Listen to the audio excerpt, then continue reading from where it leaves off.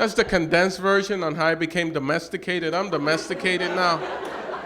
All I have is a backyard and a new Weber grill. I have a new Weber grill, stainless steel. I love it. I just make steaks on it. I make steaks on my grill, like that. And she came out with a great idea. She was like, "Oh, now that we have our new Weber grill," and I was like, "It's my grill, not ours.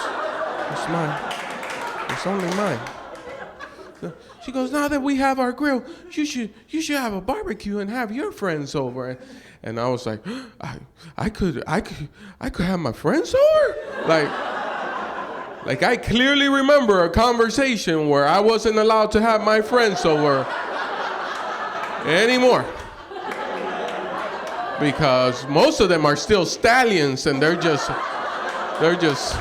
out there galloping around. They got fire in their eyes. I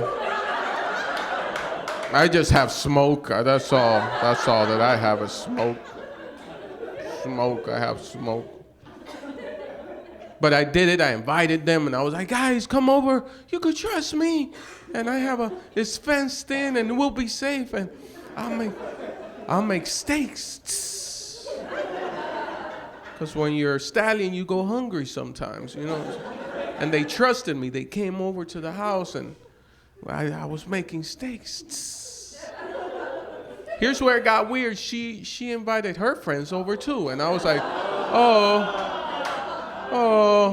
that wasn't on the disclaimer. I was clearly not on the contract. It wasn't. But they didn't socialize with us. They just sat there and pointed at us from the back room. They were like, "Oh, look at that one. Look at that one." Right?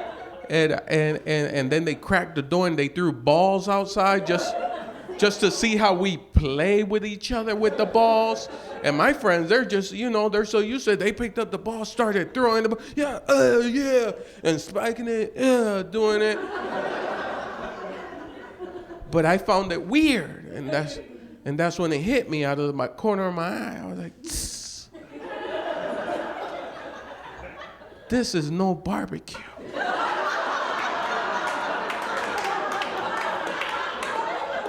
This became an adoption party.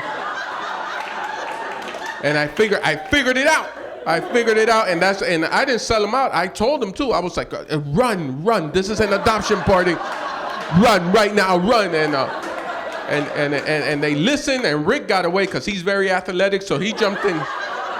He jumped into my neighbor's yard and he got away.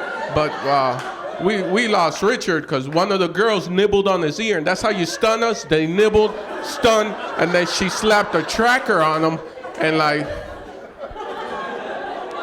Richard's getting married in 2 weeks. Completely my fault. It's completely my fault.